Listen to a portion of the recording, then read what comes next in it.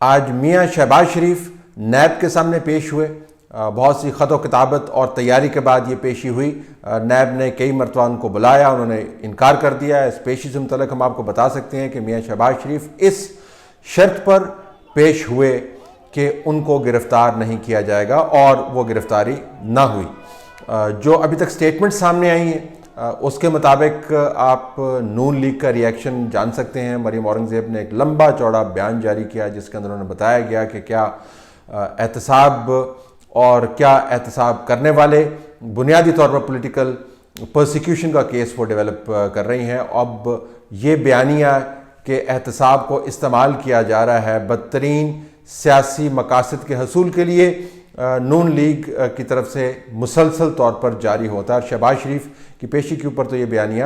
بڑا کھل کے سامنے آیا ہے. اس بیان کے اندر آپ کو ایک اور چیز بھی نظر آئے گی جس میں وزیر اعظم عمران خان کے اوپر تابڑ توڑ حملے کیا گیا. یہ بتایا گیا کہ وہ کن کن کیسز کے اندر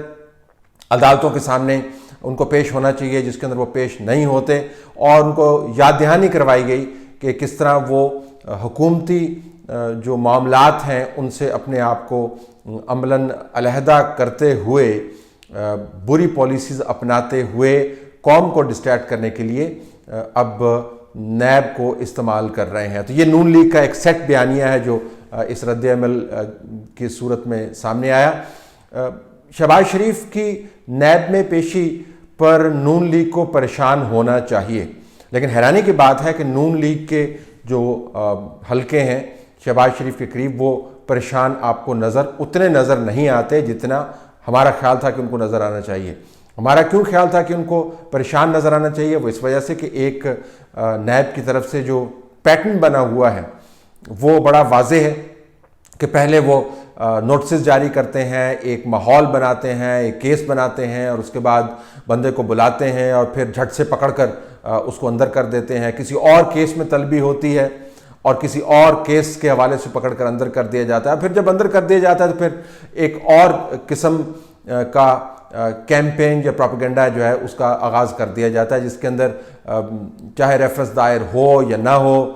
چاہے تحقیقات ہوں یا نہ ہو، شواہد کی ڈرفٹ کیا ہے، اندر رکھتے ہوئے وہ پروپیگنڈا اس حد تک چلتا ہے کہ جو شخص نیب کی کسٹڈی میں ہے اس کے لیے ریفرنس کا دائر ہونا یا نہ ہونا وہ بے معنی ہو کے رہ جاتا ہے. اس کو جو ڈیمیج کرنا ہے وہ ڈیمیج ہو جاتا ہے. تو پریشان ہونا چاہیے تھا کہ شہباز شریف لندن سے تو یہ تصویر اور اس کے عشیرباد کے ساتھ پاکستان تشریف لائے. خیال یہ کیا جا رہا تھا کہ یہاں پر مرکزی طور پر کوئی بڑا اہم کردار ادا کریں گے، لیکن ان کی واپسی کے بعد جو سب سے اہم ایونٹ ابھی تک ہوا ہے وہ یہ ہوا ہے کہ انہوں نے نیب کے سامنے پیش کیا گیا اور آمدن سے بڑھ کر اثاثوں کے معاملات جو ہیں وہ ڈسکس کیے گئے. جو نون لیگ کے ذرائع ہیں وہ بتاتے ہیں کہ شہباز شریف سے کوئی 45-47 منٹ کے قریب بات چیت ہوئی، پولائٹ انداز سے بات چیت کی گئی، آمدن اور اثاثوں کا معاملہ جو ہے وہ ڈسکس نہیں کیا گیا اور ادھر ادھر کی باتیں کی گئیں. لیکن ہمیں جو حیرانی ہے وہ یہ کہ نون لیگ کے اندر پریشانی نہیں پائی جاتی. ایک خیال یہ ہے کہ جو نیب کے کیسز سیاسی طور پر متنازع ہوتے جا رہے ہیں تو اپوزیشن کا فائدہ بڑھتا جا رہا ہے اور حکومت اصل میں اس کی کاسٹ اٹھا رہی ہے.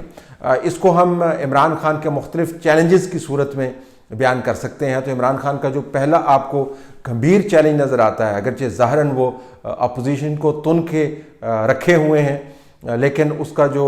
بومرینگ ایفیکٹ ہے وہ ان کے اپنی حکومت کے اوپر یا ان کی شخصیت کے اوپر یا ان کی جو پرائم منسٹری ہے اس کے اوپر آ رہا ہے. اور وہ یہ کہ یہ معاملہ نیب کا نہیں ہے، اصل میں وزیر اعظم عمران خان پرسنلی ڈائریکٹ کر رہے ہیں کہ احتساب کے عمل کو کس طریقے سے استعمال کیا جائے اور شریف خاندان کی سیاست کو ختم کیا جائے اور پاکستان پیپلز پارٹی کو بہت دور رکھا جائے مرکز سے. جو یہ تصور گہرا ہو رہا ہے تو نیب تو متنازع ہو ہی رہا ہے، لیکن عمران خان چونکہ ملک کے وزیر اعظم ہیں ان کا چیلنج بھی بڑھتا جا رہا ہے کہ کس طریقے سے وہ احتسابی عمل کے اندر جو خامیاں ہیں یا اس کے اندر جو پرسیکیوشن کا ایلیمنٹ ہے اس سے خود کو علیحدہ کر پائیں. جو وہ بات کرتے ہیں مزید احتساب کی، میں پکڑوں گا، میں چھوڑوں گا نہیں، میں کمپرومائز کرنے کے لیے نہیں آیا، میں ان کو جیلوں کے اندر رکھوں گا. اور ساتھ ساتھ نیب کے کیسز کے اندر بھی آپ کو، یا نیب کی پھرتیوں کے اندر بھی آپ کو اضافہ ہوتا نظر آتا ہے. تو یہ تصور گہرا ہوتا چلا جاتا ہے کہ عمران خان ہی اس احتسابی عمل کو ڈرائیو کر رہے ہیں. یہ اتنا بڑا مسئلہ نہ ہوتا اگر عمران خان کا دوسرا چیلنج اس وقت ان کے سامنے نہ ہوتا، جس کی وجہ سے اپوزیشن زیادہ پریشان ہوتی. اگر یہ چیلنج ان کے سامنے نہ ہوتا عمران خان کے سامنے، اور اپوزیشن سمجھتی کہ نیب کی طرف سے جو ان کو نوٹسز جا رہے ہیں یا ان کی پیشیاں جو ہو رہی ہیں اس کا اصل نقصان اپوزیشن کو ہی ہے. عمران خان کا دوسرا چیلنج کیا ہے جس کی موجودگی میں اپوزیشن کا خیال ہے کہ عمران خان ہی اس کی کاسٹ اٹھائیں گے؟ وہ یہ کہ عمران خان متحرک وزیر اعظم کے طور پر آپ کو اس تمام بحران میں نظر نہیں آتے. اگر آپ ان کی میٹنگ کا شیڈیول اٹھا کے دیکھ لیں پچھلے چند دنوں کے اندر، تو آپ کو بابر اعوان کے ساتھ ان کی میٹنگ زیادہ نظر آئیں گی، اور جو امور ریاست ہیں اور جو امور حکومت ہیں اور جو بنیادی چیلنجز ہیں اس ملک کے، جس کے اندر آپ کو معاشی چیلنج نظر آئے گا، جس کے اندر آپ کو فیڈریشن سے متعلق چیلنجز نظر آئیں گے، جس کے اندر آپ کو خارجہ پالیسی کے چیلنجز نظر آئیں گے، ہندوستان کی طرف سے جو لائن آف کنٹرول کے اوپر ایکٹیویٹی ہے وہ آپ کو نظر آئے گی، افغانستان کے اندر کولیپس کرتا ہوا پیس نظر آئے گا، اور عمومی طور پہ پاکستان کی جو معاشی صورتحال ہے ایکسپورٹس کے حوالے سے وہ نظر آئے گی. تو وزیر اعظم عمران خان کے شیڈیول کے اندر اور ان کی میٹنگز کے اندر کہیں پر آپ کو بہت بڑی تحریک نظر نہیں آتی. اور خیال یہ ہے کہ عمران خان جو ہیں وہ اپنی پسند کی میٹنگز کرتے ہیں، اور اگر آپ ان کو ڈیلی رجسٹر نکال کے دیکھیں جو میٹنگز کا ہے تو آپ کو میٹنگز تو نظر آئیں گی لیکن بہت ہی سگنیفیکنٹ میٹنگز نظر نہیں آئیں گی. وہ بہت سارا کام جو ہے وہ آپ کو فوج کے سربراہ کرتے ہوئے نظر آتے ہیں، وہ بہت سارا کام جو ہے آپ کو وزیر خارجہ کرتے ہوئے نظر آتے ہیں، وہ بہت سارا کام جو ہے اب اسد عمر نے NCOC کو جب سے اس کا چارج لیا ہے، فوج کی سپورٹ ان کو اویلیبل ہے، وہ کرتے ہوئے نظر آتے ہیں. بہت سارا کام جو ہے آپ کو معاشی ٹیم کرتی ہوئی نظر آتی ہے جو عملاً انڈیپینڈنٹ طور پر کام کر رہی ہے. تو بہت سارا کام جہاں پہ عمران خان کو لیڈ کرنا چاہیے وہاں پر وہ لیڈ کرتے ہوئے نظر نہیں آتے. تو ایک طرف ایک ایسا متنازع احتسابی عمل جس کا نقصان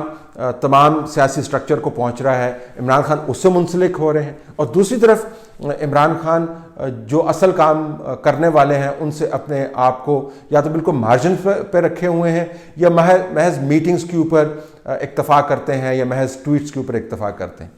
جو تیسرا اہم چیلنج ہے وہ یہ کہ پاکستان کے اندر اس وقت اگر کسی چیز کی شدت سے ضرورت ہے تو وہ ایک نیشنل کنسنسس کی ضرورت ہے، ایک قومی وحدت کی ضرورت ہے. آپ کو سیاستدانوں کی شکلیں پسند ہوں یا نہ ہوں،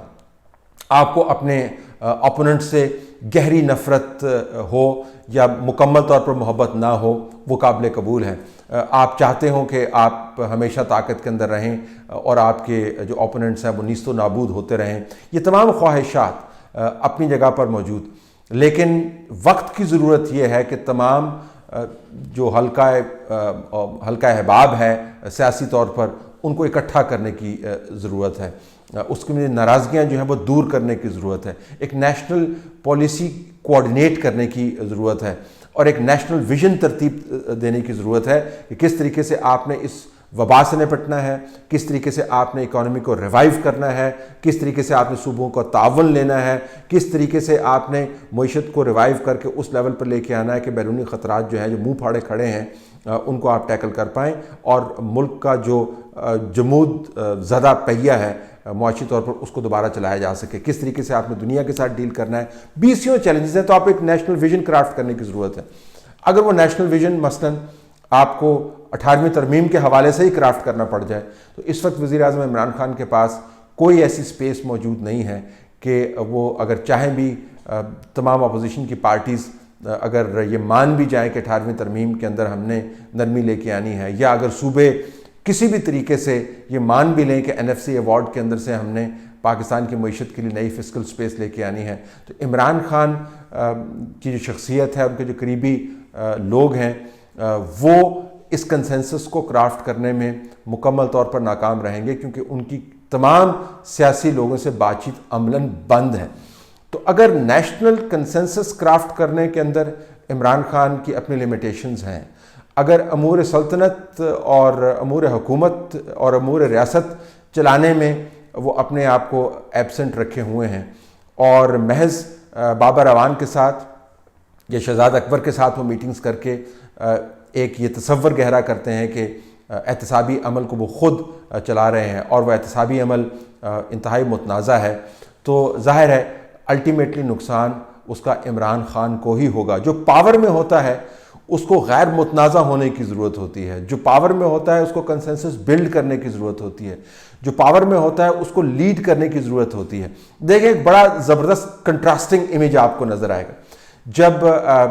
نیشنل کمانڈ سینٹر کے اندر اسد عمر میٹنگ کنڈکٹ کرتے ہیں، اور دو جو پروموشنل انٹرویوز اور خبریں انہوں نے کروائی اخبارات کے اندر، اس کے اندر ایک چیز اور ایک ٹی وی کے اوپر ایک چیز بڑی واضح آپ کو نظر آتی ہے کہ جب اسد عمر بات کر رہے ہوتے ہیں صوبوں کے ساتھ، تو اسد عمر کی بات جو ہے سندھ بھی سن رہا ہوتا ہے، اسد عمر کی بات جو ہے بلوچستان بھی سن رہا ہوتا ہے، پنجاب بھی سن رہا ہوتا ہے، اس کے ساتھ ساتھ کے پی بھی سن رہا ہوتا ہے، اور اسد عمر بڑی سموتھلی ایک متنازع ایشو کے اوپر میٹنگز چلا سکتے ہیں جس کے اندر صوبوں کی رائے جو ہے مختلف ہے اور اس کے اندر کسی قسم کی کوئی گلچ نہیں آتی۔ تو ایک کنٹراسٹنگ امیج ہے آپ کے سامنے کہ ایک طرف ایک پارٹی کا سینئر رہنما ہے جو اہم ترین اور انتہائی سینسٹیو ایشو کے اوپر، یعنی صوبوں نے کس قسم کی پالیسی بنانی ہے کرونا وائرس کے حوالے سے، اس کے اوپر جو میٹنگز ہوتی ہیں، میڈیا امیج یہ ہے کہ بڑا سموتھلی وہ چلاتا ہے، اور دوسری طرف ملک کا وزیر اعظم ہے جو اپنے ملک کے فیڈریٹنگ یونٹس جو ہیں ان کے چیف منسٹر سے بات نہیں کر سکتا، وہاں پر دورہ نہیں کر سکتا، کوئی بہت بڑا نیشنل کنسنسس ڈیولپ نہیں کر سکتا۔ یہ ایک بہت بڑا ڈسکنیکٹ ہے جو زمینی حقائق ہیں، جو پاکستان کی ضرورت ہے، اور جو عمران خان بطور پرائم منسٹر ڈیلیور کر پا رہے ہیں۔ اس وقت وقتی طور پر تو بڑی خوشی محسوس ہوتی ہوگی کہ شہباز شریف نیب کے سامنے موجود ہیں، پیش ہو رہے ہیں، اور ہم نے دڑکیاں لگائی ہوئی ہیں، لیکن اگر آپ تھوڑے سے ٹھنڈے دل سے اس کو دیکھیں اور اس کا تجزیہ کریں تو آپ کو پتہ چلے گا کہ حقیقی کاسٹ جو ہے شہباز شریف کو پکڑنے کی یا نیب کے ذریعے تن کے رکھنے کی یا